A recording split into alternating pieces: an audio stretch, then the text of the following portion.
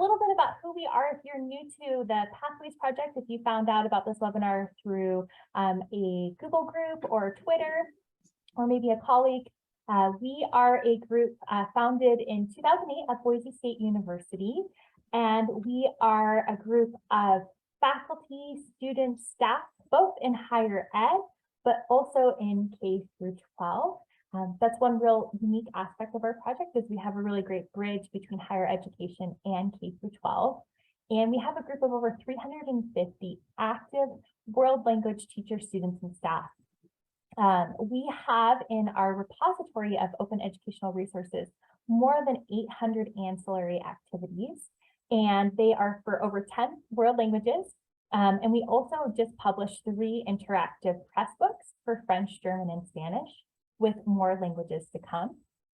And part of what made this workshop or webinar possible is we are recent recipients of a National Endowment for the Humanities Digital Humanities Advancement Grant.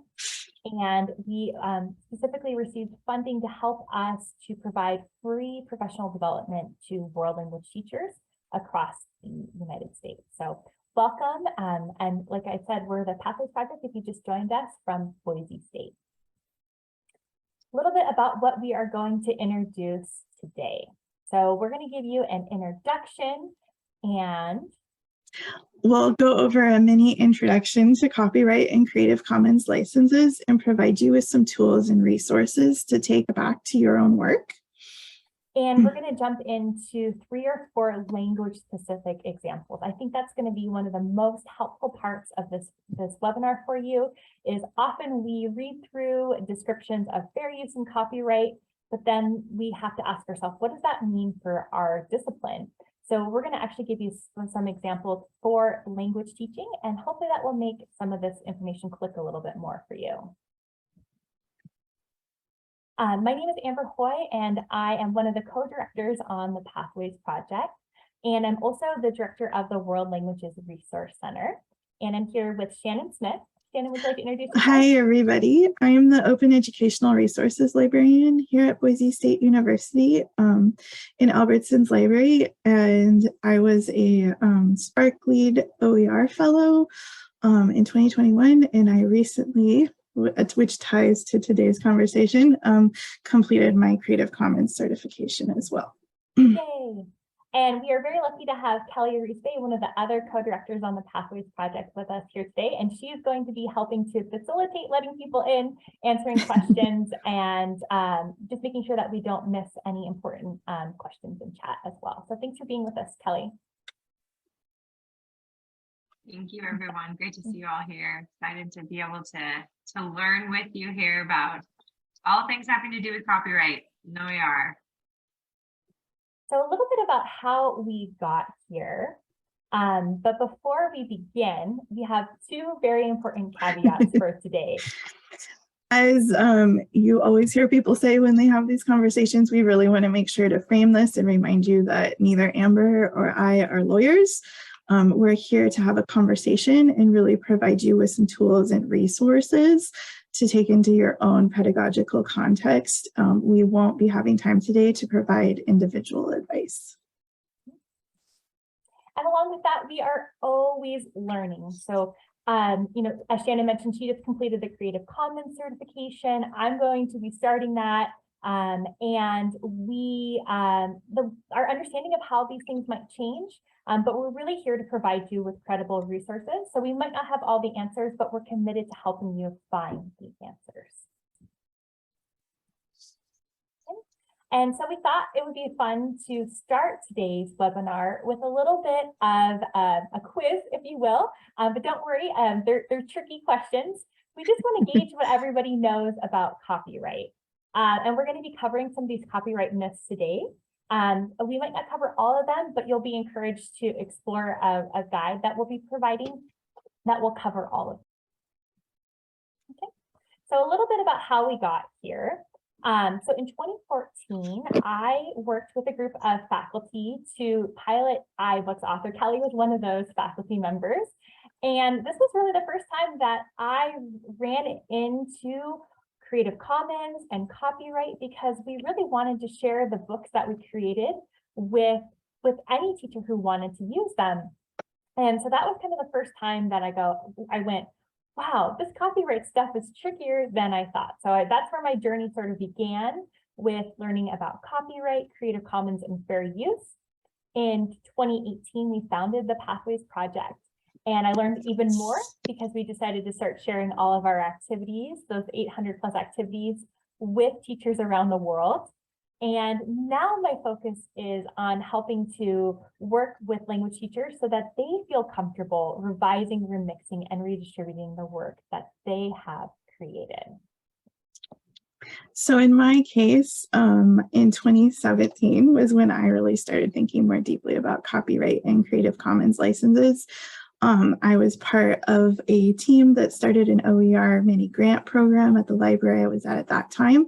And I served as the staff representative on our library's OER committee, which reviewed grant proposals and really had to have those conversations about whether the proposals fit into our guidelines. Then in 2019, I really transitioned to a faculty role where I had to shift my focus a lot to thinking about how to help student employees and staff for an OER program understand how to identify copyright and license information on content, and really what a challenge that can be on the open web sometimes. Since 2021, I've really focused in, much like Amber, on how to empower instructors with tools to revise, remix, and redistribute their own work.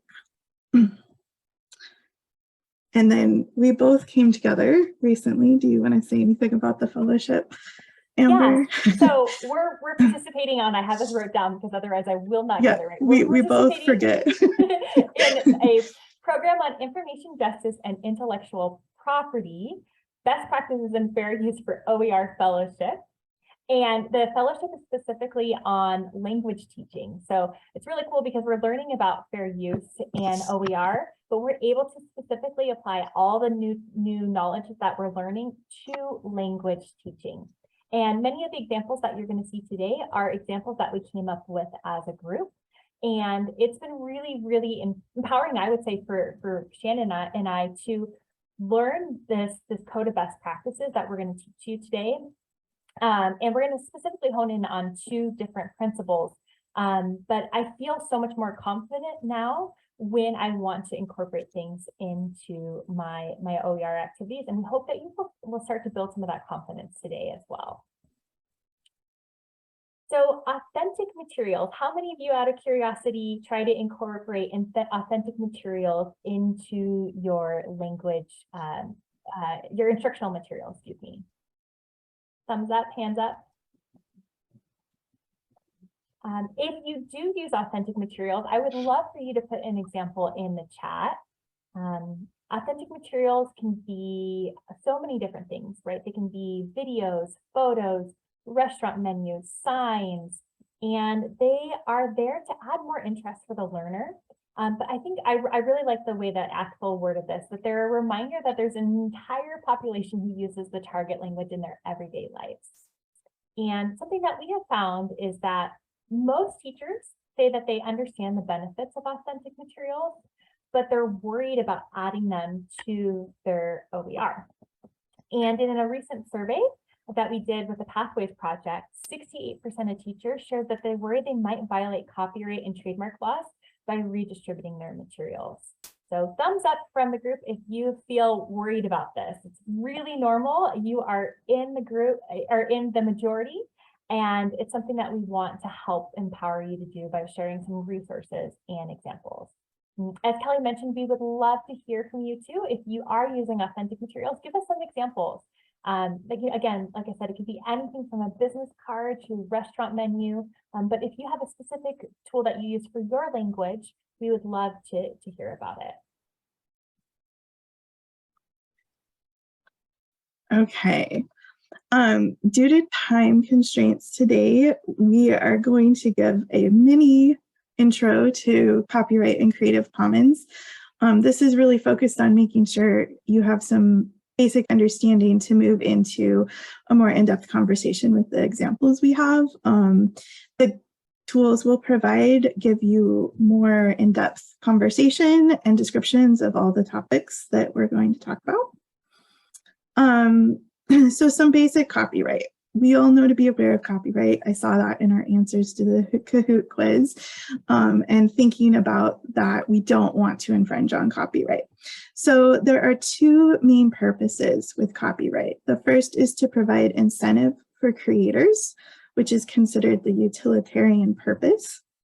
And the second is to acknowledge and protect the connection creators have to their content creation, considered author rights. Copyright serves to grant rights to literary and artistic works as defined broadly that are original. It's important to remember that copyright is generally automatic the moment you create a work. Copyright does not protect facts or ideas, but instead seeks to protect the expression of those facts or ideas. Copyright does last a very long time. Since 1978 in the United States, this is the life of the author plus 70 years after the author's death. There are exceptions and limitations to copyright that include purposes such as criticism, parody, and access for the visually impaired. So Creative Commons and copyright, you got a teaser of this from us already. Creative Commons licenses are critically important for the work that brought Amber and I together and any work working in open or open educational resources. CC licenses, as you'll often hear them referred to, are open copyright licenses used around the world. They do not replace copyright, but they are built to work with copyright. These licenses can help content creators share how comfortable they are with their work being used. CC licenses in no way remove, limit, or otherwise change exceptions or limitations to copyright, which includes fair use and provisions for people with disabilities. CC licenses are comprised of 4 main elements that combine into 6 distinct licenses. These elements are pictured on the screen for you. I think the one we probably are all most familiar with is by for attribution, that little person. We have the equal sign for no derivatives, or ND, the circle with an arrow for share alike, or SA, and no $ for non-commercial, or NC. We want to take a moment to say that attribution is one of the most important aspects when working with CC licenses. Think of it as citation is to copyright. You can think about key components of attribution using the acronym TASL, where title, author, who should receive the work upon reuse, source, providing a link to the resource you use to assist in reuse, license, link to the CC license deed. And that license deed is actually the legal enforcement that's behind the CC license. And we brought this up in this part because this is going to be really important as we look at examples and have more conversations around fair use. So as we've noted, fair use is one of the exceptions to copyright and Creative Commons. And this is really where we're headed to focus today. Fair use determination is made by 4 factors that are on the screen. The purpose and character of your use, or the question, has the work been transformed? The nature of the copyrighted work. Think, has it been published? Is it factual in nature? The amount and substantiality of the portion taken. Less is more isn't always the case. Have you taken the heart of the work? The effect of the use upon the potential market. Does your use deprive or undermine the potential market for the work? And these slides will be shared, so you'll have all these links to delve in further, and our examples are going to talk through this a little bit more. So the too long, don't read takeaways we want you to have as we move forward today are: copyright is intended to provide incentive and acknowledge the connection a creator has to their work. Copyright is generally automatic. Creative Commons' license work with copyright law. You should control the copyright of the content to which you apply a CC license. Copyright does not protect facts or ideas themselves, but rather the expression of them. Exceptions and limitations, e.g. criticism, access for visually impaired, and fair use are uses of work that do not require permission. This is true under both copyright and Creative Commons licenses. All right, so we've given you a quick primer of copyright, and like Shannon said, we'll be sharing all of that information so you can read through it again. But I think that information is really helpful when we start to show you a couple of tools and resources that we have available. And this first one, I'm just going to provide you with the link in the chat. It is a library guide that I've curated and put together that has just a history of Creative Commons, some more in depth on what we just discussed with copyright and kind of asking questions and where to find more resources, more information about the CC licenses, how they work, what the different licenses mean, how this all connects to open education, and thinking about those things together. And there's other information in there as well. And the tool that we're going to focus in on today is the Code of Best Practices and Fair Use for Open Educational Resources.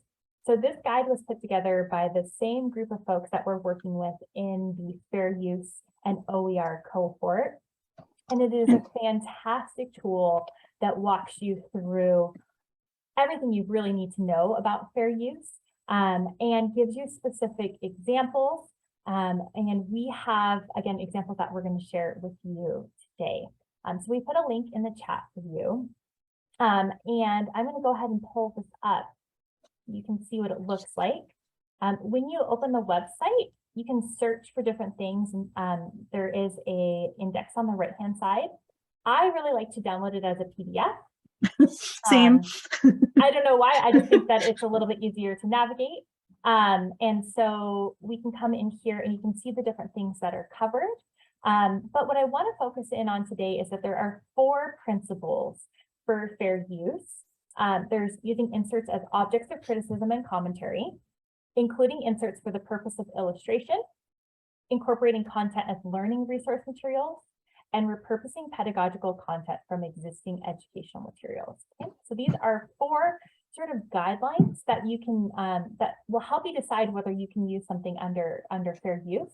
We have decided, for the purposes of time, and also not to overwhelm you, to focus in on 2 that are going to really empower you to use authentic resources in your classroom. Okay, so many of you indicated that you're using authentic materials.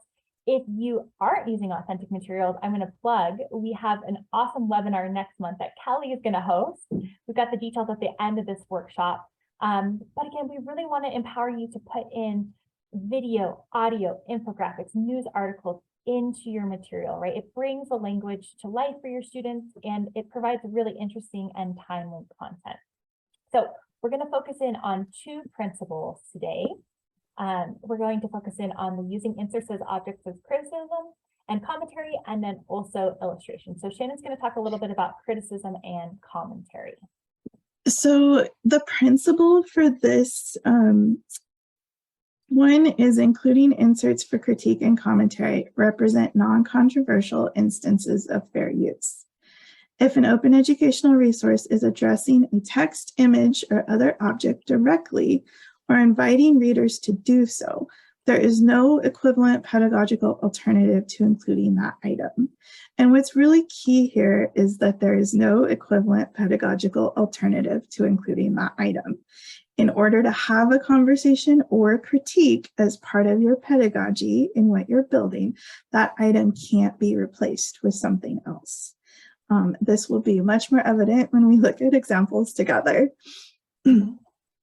But one thing I'll throw out there too is think of a news clip, for example. That would be really hard to replicate, right? Or if we were to if we were to critique somebody who does critiques, John Oliver, for example, how many of you watched John Oliver, right? So that would be really hard, right?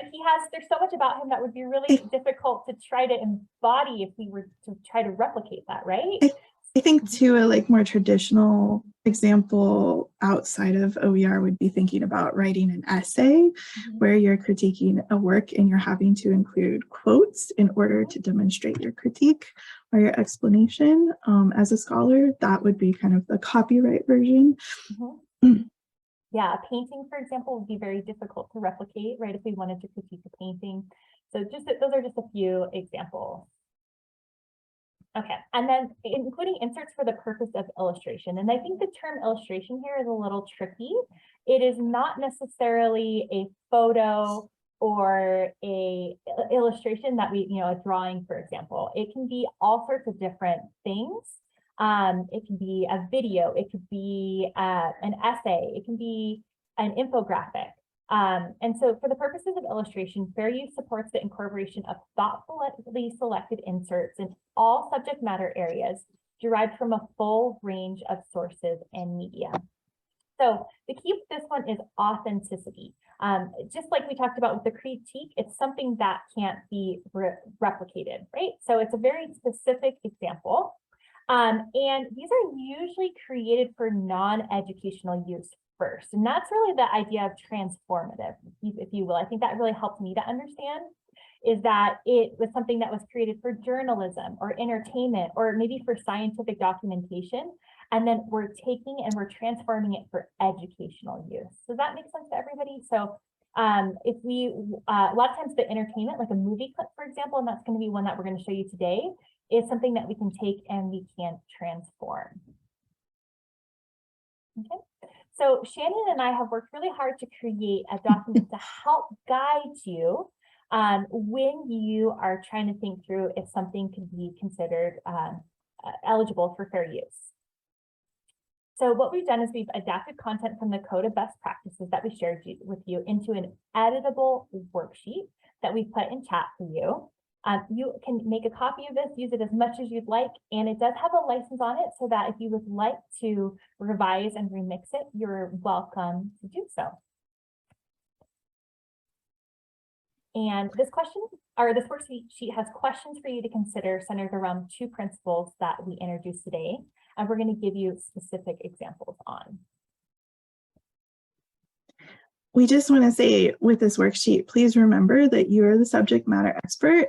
That's really how we framed the whole process in terms of thinking about questions from the Code of Best Practices. Once you've identified an authentic item that you want to include in your learning materials, you're ultimately the one who will decide if your insert or authentic item qualifies for fair use. So the worksheet is just intended as a thought exercise to go through everything. And we thought, what better way for us to demonstrate how to use this worksheet than to go through some examples together.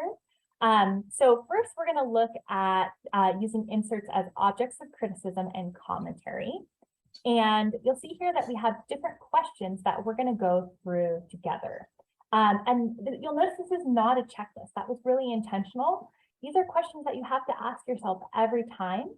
And some of the questions are things like, is the quantity that I've selected appropriate, right? Has anyone heard this before, right? So that's where I think the 10% rule kind of came about, is that, oh, 10% sounds good, right? That's just like a little sliver, but sometimes that's not sufficient. Sometimes you need more than that, and maybe sometimes less is enough, right? So it really depends on what you're wanting to show to your students. And again, I have a really great example that we'll work through here in a second. And I think I would add what you want to show combined with the intent of your use. So all of these questions like work together. And I think that's part of what makes having this thought process around fair use extra challenging, is it's not like it can't be a checklist. It has to be all of these things together. The second question is it apparent in how I want to include it that either the instructor or the student will be asked to provide critique and or commentary about the selected insert? In short, are your students or the instructor going to do something with this, right? So I think that that's really important It's not just a commercial that we inserted in here because it's funny for entertainment value, right? We're transforming the use of that and we're going to do something with it. And I have a really good example again. I want to introduce these questions to you first.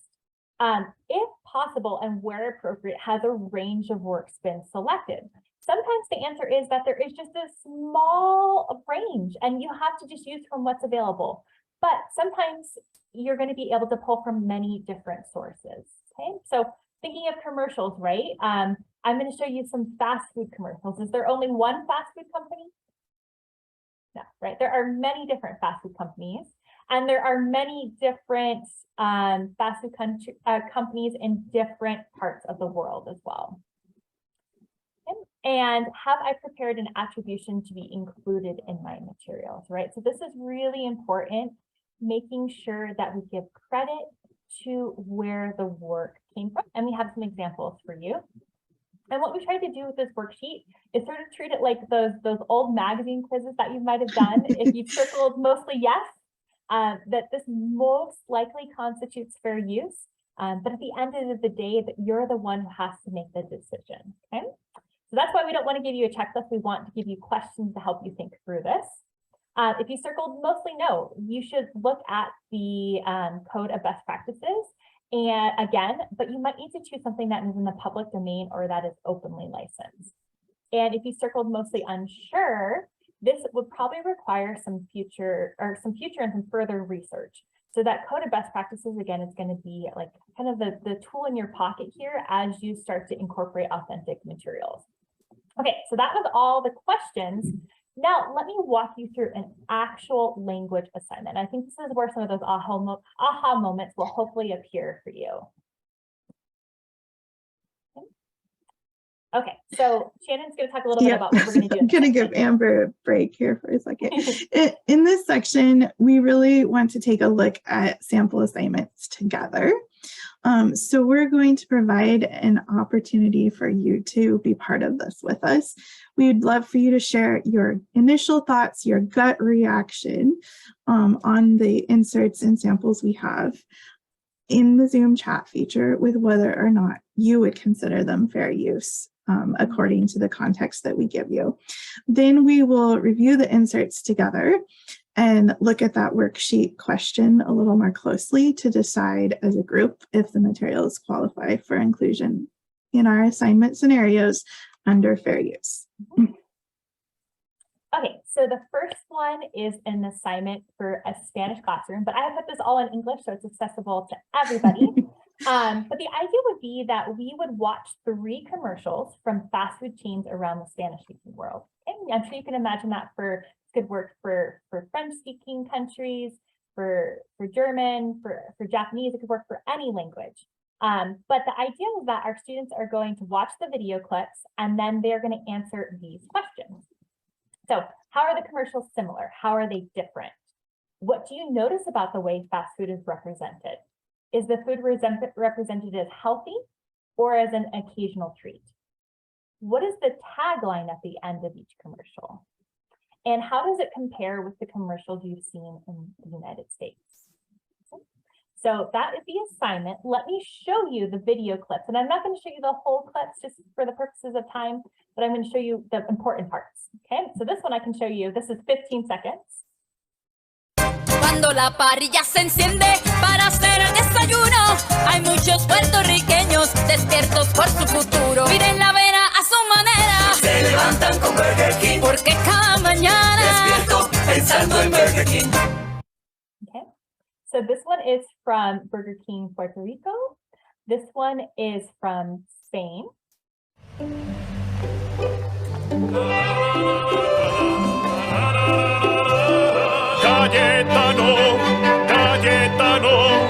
Todos mis amigos. Bueno, eso es un poco demasiado ya. Está buenísima, pero no me esperaba este plato, la verdad. Las patatas me han sorprendido que tengan especias. La paleta ibérica. ¿No encuentro a nadie para jugar al golf? Exquisitos. A mí eso de comer con las manos. No, una ordinaria. Totalmente. Okay, so eating in a very elegant place with very high class people. And then this one is from Sin previo aviso, Alguien decidió sacar de la Whopper a los artificiales como yo.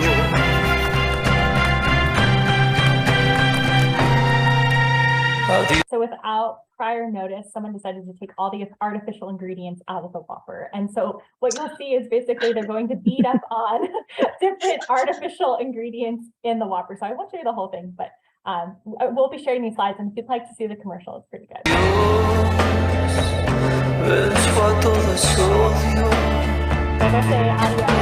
Adiós. To a bunch of different artificial ingredients. And then you can see here at the end, there's our artificial ingredients. Okay? So in the chat, I would love to hear from you. Again, you saw the assignment, what they're going to do with these video clips. What is your gut reaction? Do you think that this qualifies for fair use? And this is fair use under criticism and commentary. Mm-hmm. So I'll put these questions back on the screen so you can look at them.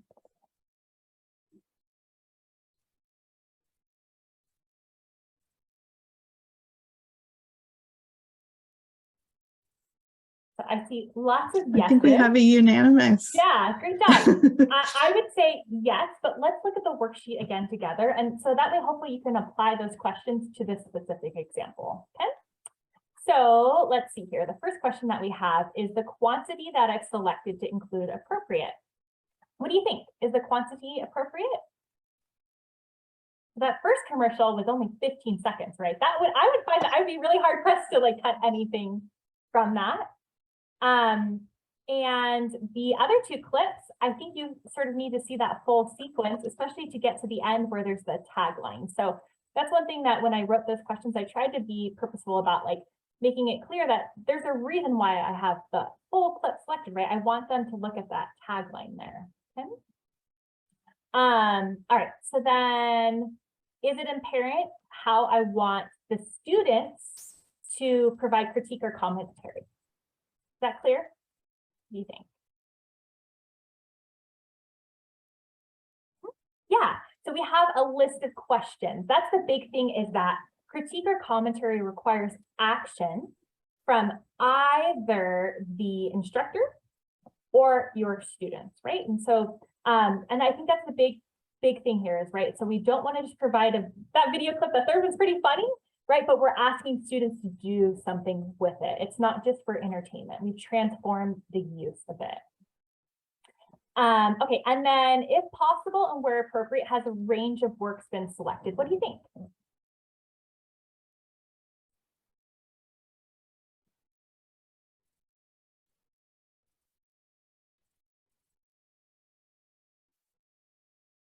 I would say yes.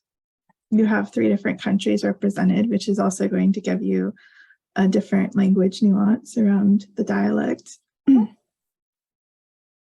Yeah, and you're comparing Burger King commercials, so they're all about the same company. Yeah, Yep. So just it really depends if I'm doing like an investigation on Burger King, or I would give myself the feedback that maybe I could have gone and maybe found a McDonald's or a Wendy's commercial. But part of it's also what's available in different countries, right? So some countries, Burger King is available in lots of countries, but maybe Wendy's is only available in one of them, for example, right? So that's where there's not necessarily a right or wrong answer. It depends on what you're talking about and what the range is that's available. Okay, and then have I provided an attribution? What do you think? Is this enough? So that acronym is the Code of Best Practices for Fair Use in Open Educational Resources. Mm-hmm. Yeah, Kelly says, think about tassel from before. We have the title. Help me here, Shannon, with and our author here is really the commercial company. The author. So I would give Amber the feedback. She's going the extra step to provide that company name in her attribution because it's branded all over these commercials. Mm-hmm.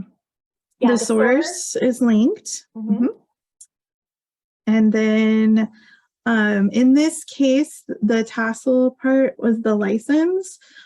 So she's indicated she's using it under fair use, which would provide that information for, say, one of you wanted to take this assignment and remix it into something you're creating, and you really like the questions, but actually these clips don't serve your pedagogical purpose. So you would want to know that these were used under fair use. So you would want to select something else, or maybe choose something that's openly licensed. So that's part of why indicating that is really critical as we think about who else might use this moving forward. Yeah, and one clear thing too that I really like that you mentioned, Shannon, was that even though Burger King is in these videos, it is really, again, good best practice to model for our students that we're going to even just mention it below that as well. Okay, did that help? Did that help kind of apply it to a specific example? Great. So let's take a look at illustration. Yeah, Kelly. I just wanted to ask you guys to go back one more slide and repeat how you got the license. Can you say that one more time so that people can hear that loud and clear? Because I think that that's a new, I think the other parts of the TASL acronym are understood. Yep. That last piece So is going to be new for most teachers. The license piece in thinking about TASL with Creative Commons, it would actually be linking to one of the Creative Commons license. Because Amber has made a choice in this context to select authentic materials that are copyrighted and are from a commercial entity, she is using them under fair use in the code based on the code of best practices for fair use in OER. So including that language on that it's under fair use implies and helps other people know that they are copyrighted. They are technically all rights reserved, but that they are being included under fair use. So that language serves in place of license information. And it's really information to help people understand if they take the content that you create and share openly, that this choice might not be fair use in their pedagogical context. So if Kelly were to take it for her classroom, she would actually need to go through this question process for herself again, in terms of her individual context. Yeah, and I think the question is so important to ask because a lot of us are thinking through the Pathways project materials specifically and might want to remix some videos like this specifically for pedagogical purposes and to transform them. And my question was specifically for that code, right? That nasty CVTFUOER that's long there. And I'm wondering where you got that. Is that on? Can you remind us of how we might access that or find that? Yeah. Because I know that that's going to be a question by many. And that was a choice. I would say that's not, that's not you have to include that part. That was a choice that Amber has made in this case. Is that was the code that helped guide her through her thought process. So you could actually end your attribution at commercials from Burger King are included under fair use. But by adding that layer, it provides somebody else a resource to go to. So I think the feedback then in that case, it's a great question, Kelly, would be to link the code so that people know where to go to understand what that means. Yeah, it sounds like there's a lot of options and it depends on the instructor and what she might feel comfortable with. Yeah, I like and that. I would say in terms of the cohort that we've been a part of in talking through this, the conversation came up that because these are so branded, you wouldn't need to say who the author is. And Amber and I would say kind of pushed at that in terms of thinking about helping the future understand why we made the choices we made. Because you want to remember, but you also want to help empower the next instructor to have some context into that. And so the license part here, maybe that's what we should do. We can add a slide that sort of has a dissection of it for you. But the license part here, right, was that code. And I just want to show you if it was something that was Creative Commons. So the worksheet that we've shared with you is licensed under Creative Commons. this is what we're talking about here is available under a Creative Commons Attribution 4.0 license. This is what you would copy. I don't know why. Oh, it's because it's the footer. This is what you would copy here. And that part would replace this part here. Does that make sense? Okay, so the next one that we're going to do is we're going to look at something for the purpose of illustration. Let's go through the questions quickly together, and then we'll apply them to the assignment. Okay. So for the purpose of illustration, fair use supports the incorporation of thoughtfully selected inserts in all subject matter areas derived from a full range of sources and media. Okay. So our first question is the original purpose of the insert I am including being transformed? So for example, was it something that was for entertainment, for journalism, for scientific documentation? Is it being transformed? That's what we mean by that word. Does the purpose of including this serve more than a decorative purpose? So that's where you have to be really careful, because when I first read illustration, I thought, oh yeah, like photos, diagrams, pictures. But no, it's really more illustrating a phenomenon. It's illustrating vocabulary. It's illustrating something that takes place, right? It's more than that. So a photo and video could work, but it can also be more than that. Illustration in this context is really the lawyer term as opposed to a layman's term. Yeah.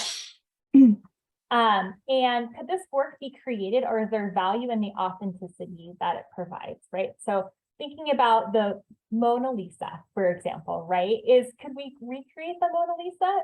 Maybe, but there's a lot of value in the authenticity of showing the real deal, right? Does that make sense? So even thinking about like TV shows, right? So there's really value in showing two native speakers interacting with each other, right? We could try to recreate that, but then it loses some of the authenticity, right? There's a reason why we want to use authentic materials.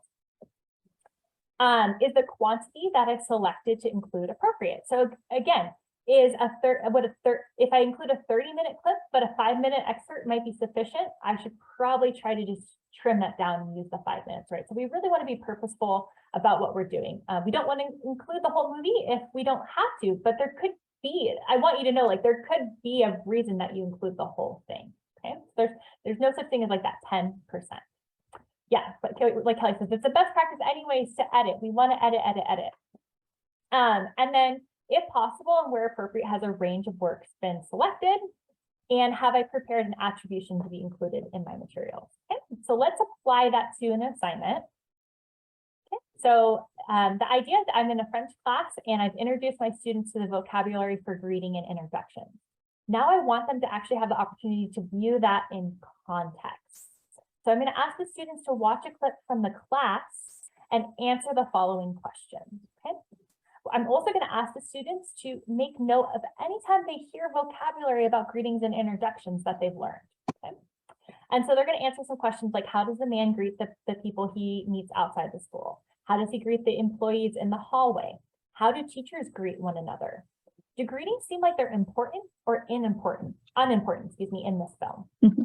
And are the greetings and introductions you see in this film similar or different to the way that you greet your friends, classmates, and professors? Okay, so I'm going to just fast forward through this clip so you can kind of see a little bit about it. I chose a 2-minute and 34-second clip, right? And I would argue that it's probably the right length, but you might feel otherwise. So let's see.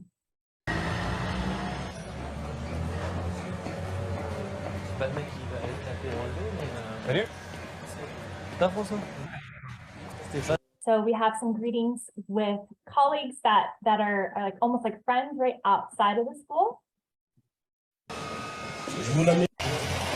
We have greetings with some of the custodial staff inside of the school.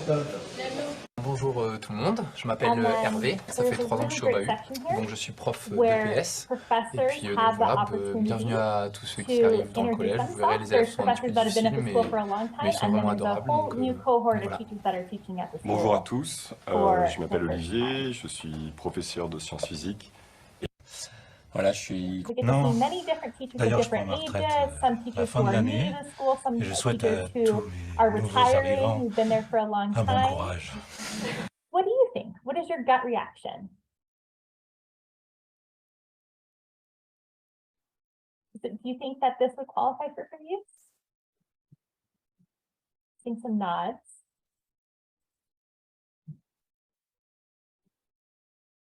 Yeah, so let's go back to the questions together real quickly. And I've got a couple more examples that I want to show you. So we'll just look at a couple of these.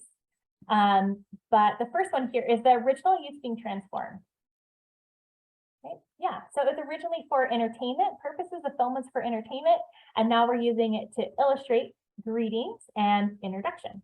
And also not just greetings and introductions, but specific types of greetings and introductions, right? Greetings among friends, greetings among colleagues, people who've known each other for a while, people who are meeting. There's the body language that's associated with that.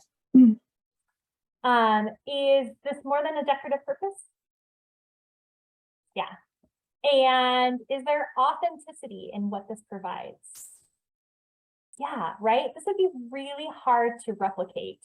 And it shows so many different things, both like Shannon said, verbal and non-verbally.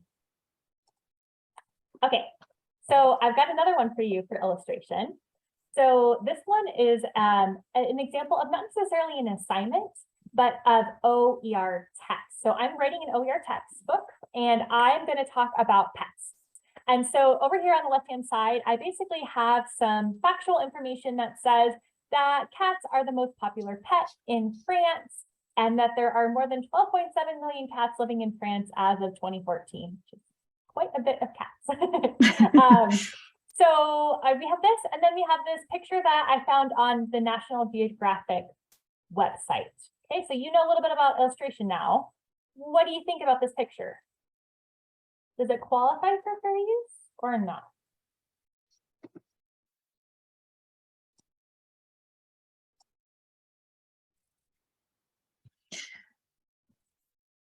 So Amanda, in this case, since it's coming from National Geographic, it's not going to be CC licensed, most likely.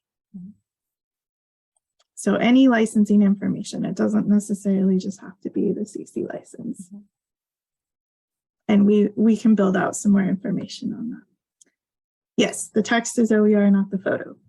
So is the photo fair use in this text? Yeah, so Hillary says it seems like there are plenty of CC options for cat images. So I would use one of those instead. That would be better.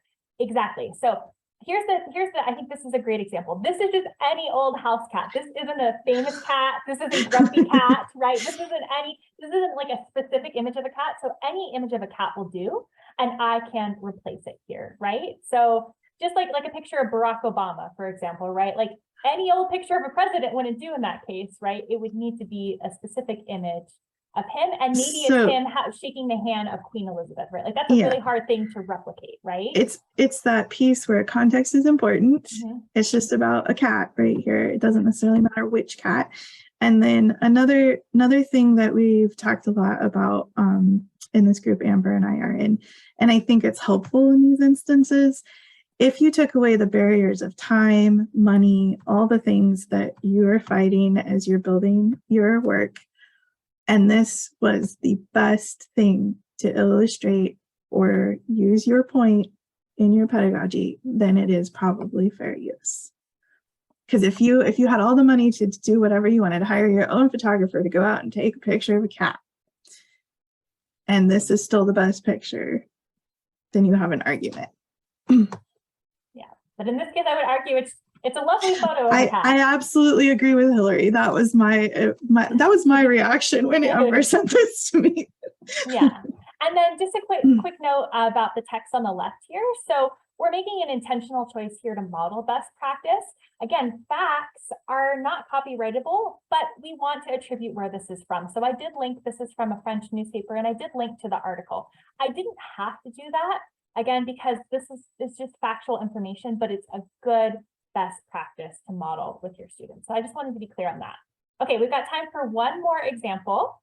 And I'm going to skip past this one here. You can go back to the slides and look at it. I want to show you this one.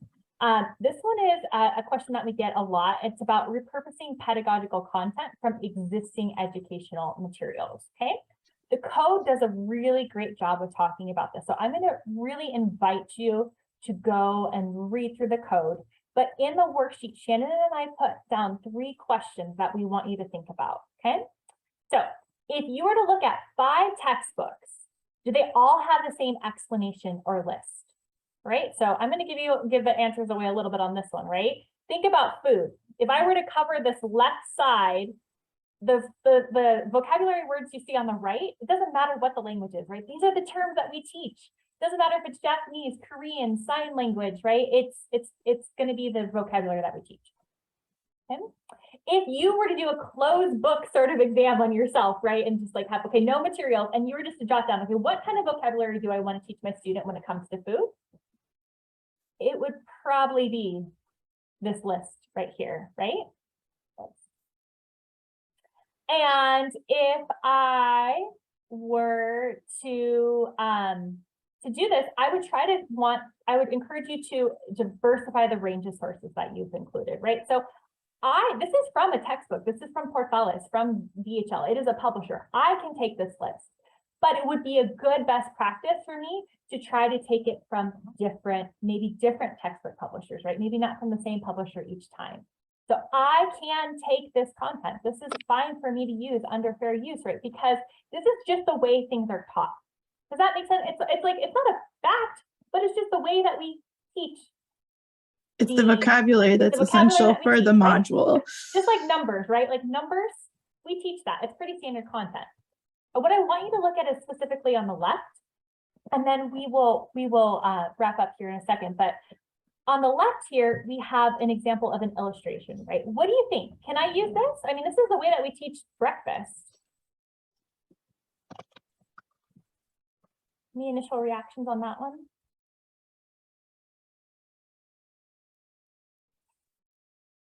So I would say that this is an original illustration, and it's also sort of one of those instances where it's not anything special, right? Any old picture of a desayuno or breakfast will do here.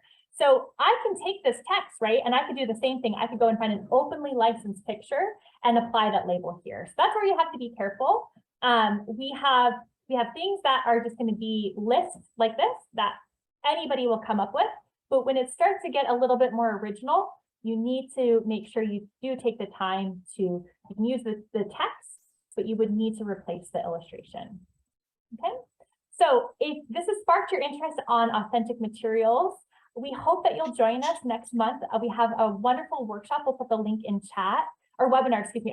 I keep using those terms interchangeably, but I think I want you to think of this as hands-on, so why I use the term workshop. But we are going to dive into ways you can find authentic resources and digital humanities materials. And we would love for you, before you leave today, to leave us with one key takeaway or aha moment from today's webinar. What is something that really just helped this click a little bit more for you? And we will be sharing out the slides, the worksheet, and the recording of this with you. And in the question document and the worksheet, just so everybody knows, in case we start losing more people, we've linked to the resources we've provided today. So you have those in a couple ways. And we just wanted to pop in a couple of acknowledgements here. We are so grateful to the group that we've been working with in the Fair Use and OER cohort, and also again to the National Endowment for the Humanities for allowing us to make this work possible. The questions document, again, is a great place. We know that you have questions, and also you might have questions later on, and that's part of the reason why we wanted to provide this document. Is sometimes I know I need a few minutes to process things, maybe an afternoon, and then I have questions ready. So you can put those in there. We're going to use that to guide future resources and webinars that we offer. And last but not least, we hope that if you're not on our newsletter, that you'll take a second to subscribe. I'll put the link there in chat for you. And we are on social media and our website here as well. So we thank you so much. We know this was a quick primer, but really we hope that this provided you with some tools to get started incorporating authentic materials into your classroom. Thank you so much for joining us.